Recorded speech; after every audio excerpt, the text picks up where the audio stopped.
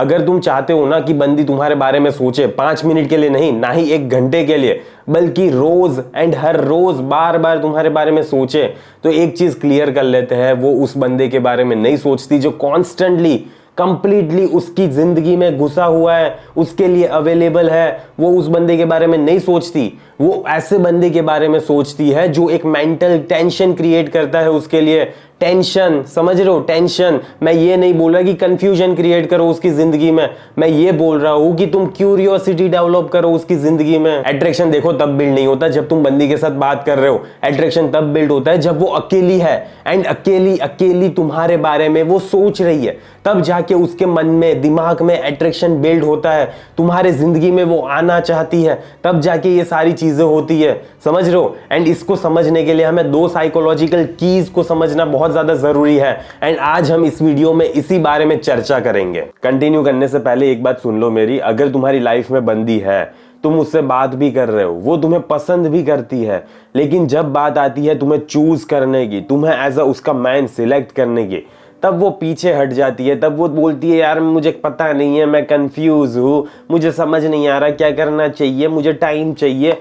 ठीक है, अगर ऐसा कुछ भी बोल रही है ना, तो समझ लो ये तुम्हारी गलती नहीं है, ये डायनामिक्स की गलती है। तुम उसको कुछ सर्टेन चीजें फील नहीं करवा पाए एंड इसीलिए ये सिचुएशन आ रही है। वो तुम्हें मना कर रही है। अगर कोई बंदा और आता जो उसे कुछ सर्टेन चीजें फील करवा पाता तो वो उसे हाँ बोलती।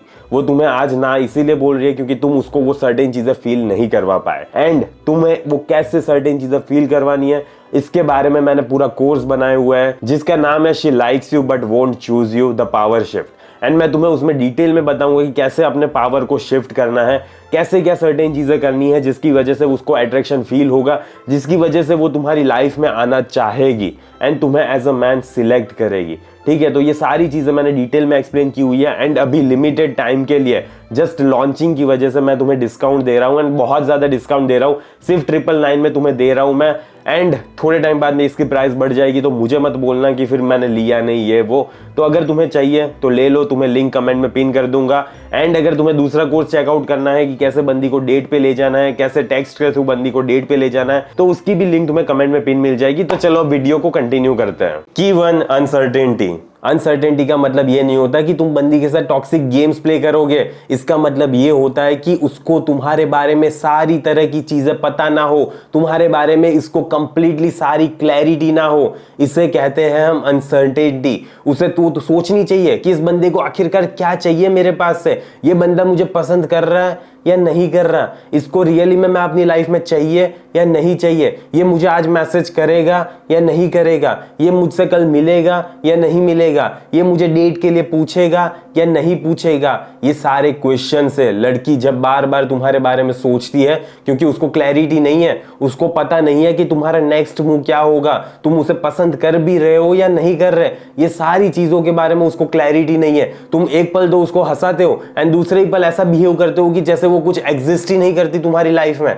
एंड इससे क्या होता है, बंदी कंफ्यूज हो जाती है, बंदी को क्लैरिटी नहीं मिल पाती कि ये बंदा करना क्या चाहता है, आखिरकार इसका मेन मकसद क्या है, ये समझ नहीं आता। एंड जब बंदी को ये समझ नहीं आता, तब जाके तुमने उसके दिमाग में अनसर्टेनिटी की लॉन्च कर दी है, तो कॉन्ग्रेचुलेशंस फॉर दैट। इसके लिए हम रूल 1 देख लेते हैं, stop giving early compliments. Most of बंदे क्या करते हैं ना, जैसे ही बंदी को देखते हैं उसको कॉम्प्लीमेंट देना स्टार्ट कर देते हैं। You are looking beautiful, you are looking awesome, यार तुम्हारी आंखें तो इतनी ज्यादा सुंदर है कि मुझे उसमें डूब जाने का मन करता है। ऐसी ही कोई फालतू की घटिया लाइन यूज करेंगे। एंड पता है क्या है, एट्रैक्टिव बंदी को है ना पता होता है कि सारे लड़के उसके ऊपर मर रहे हैं, एंड वहां पे जाके तुम भी वही चीज कर देते हो, तो कोई अनसर्टेनिटी नहीं आती, उसको क्लैरिटी मिल जाता है कि यही भी वही बंदा है जो हवस के पीछे पागल है, जिसको बस मेरी चाहिए और कुछ है नहीं इसको। ठीक है, तो ऐसे कैसे अट्रैक्शन बिल्ड हो पाएगा, ऐसे कैसे अनसर्टेनिटी क्रिएट हो पाएगी? जब तुम वहां जाके सारी क्लैरिटी उसे दे रहे हो,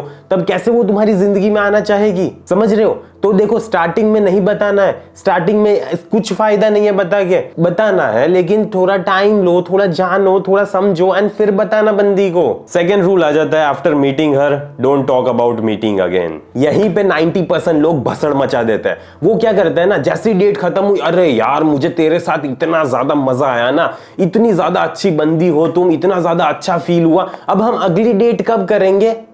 अब वो जैसे ही घर जा रही है, उसको सारी चीजें पता है कि तुम्हें अगली डेट पे जाना है, तुम इतना ज्यादा इंटरेस्टेड हो उसमें, उसे ये भी पता चल जाएगा कि जैसे ही बंदी वो घर पहुंचेगी ना, वैसे ही बंदे का मैसेज आ जाएगा, वैसे ही वो मुझे पूछेगा यार अगली बार कब जाना है, अगली बार कब मिलेंगे हम। ऐसी चीजें तुम्हें नहीं करनी है। डेट पे ऐसी बातें करने की कोई जरूरत नहीं है। डेट पे जब तुम उसके साथ अच्छे से टाइम स्पेंड करते हो, उसे मजा आ रहा है, तुम्हें मजा आ रहा है, वो हंस रही है, तुम हंस रही हो, लेकिन फिर at the end of the date तुम ऐसा कुछ भी नहीं बोलते, तुम कुछ भी क्लैरिटी नहीं देते यार हम अगली बार मिलेंगे नहीं मिलेंगे, कुछ नहीं, तुम ऐसे ही हाँ ठीक है okay bye thanks for the date okay, ऐसा करके वहां से जब निकल जाते हो ना, तब बंदी तुम्हारे बारे में सोचती है अरे यार इसे मुझे मेरे साथ अच्छा लगा या नहीं, ये मेरे साथ अगली बार डेट पे आएगा या नहीं आएगा, इसने तो कुछ बोला ही नहीं अगली बार मिलेगा नहीं मिलेगा, क्या ये हमारी लास्ट डेट थी, क्या ये किसी और को डेट कर रहा है, क्या बस ऐसे ही देखने आया था मुझे। ऐसे होता है, तुम बंदी के दिमाग में घुसते हो। अगर तुम ये क्रिएट नहीं कर पाते तो तुम कभी भी बंदी के दिमाग में नहीं घुस पाते। इसीलिए क्लैरिटी मत दो, उसे सारी चीजें बताने की जरूरत नहीं है, टाइम आएगा तब बताना उसको सारी चीजें। थोड़ा टाइम लो, थोड़ा वक्त लो, थोड़ा मिस्ट्री बिल्ड करो, इन सारी चीजों पे फोकस करो ना यार।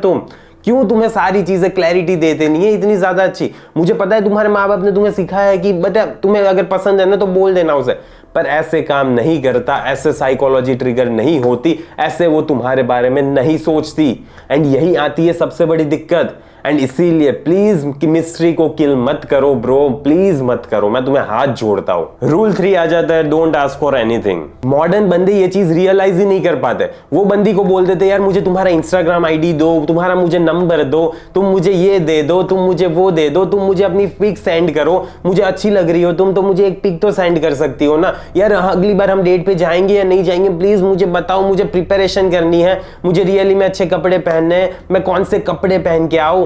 ये सारी चीजें लड़की को पता होती है।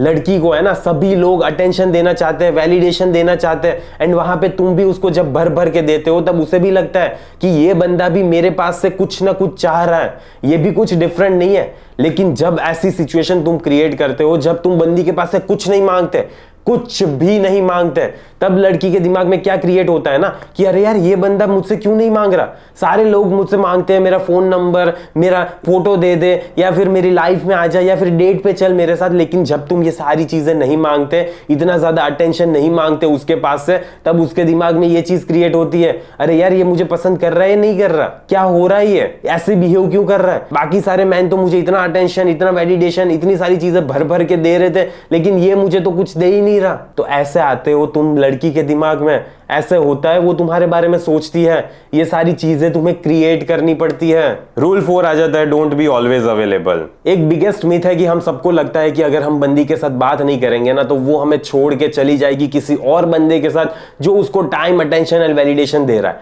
एंड यहीं पे तुम गलत हो। हाँ, तुमने सही सुना, यहीं पे तुम गलत हो। तुम्हें अपनी लाइफ क्रिएट करनी है, तुम्हें थोड़ी स्पेस क्रिएट करनी है।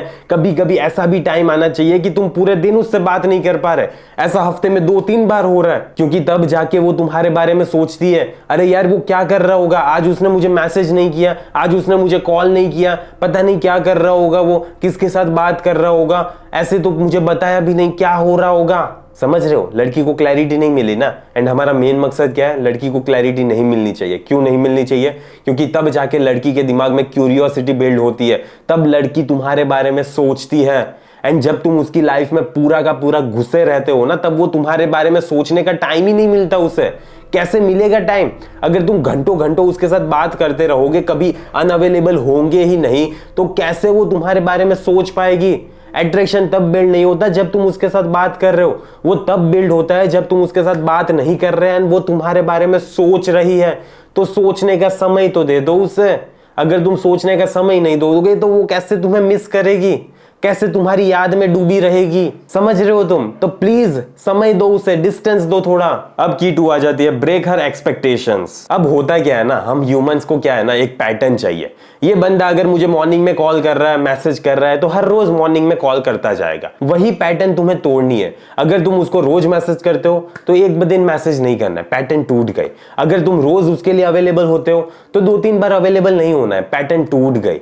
समझ रहे हो? तो ऐसी सारी चीजें, जो भी तुम्हारा नेचुरल बिहेवियर है, जो भी तुम सर्टेन चीजें उसके लिए करते हो, वो कभी करते हो कभी नहीं करते। जैसे हर बार उसको जोक देते हो, ठीक है, हर बार उसे हंसाते हो, लेकिन कभी कभी तुम सीरियस एक्ट करते हो, कभी कभी उसे ऐसी टांग खींच लेते हो कि वो सोचने लगती है अरे यार ये बंदा मेरे बारे में ऐसा कैसे भूल गया। क्योंकि तुम एक्सपेक्टेशंस नहीं उसकी मीट करनी है, तुम्हें उसकी एक्सपेक्टेशंस मीट नहीं करनी है। ये चीज मैं बार बार इसीलिए बोल रहा हूं क्योंकि तुम समझ नहीं रहे।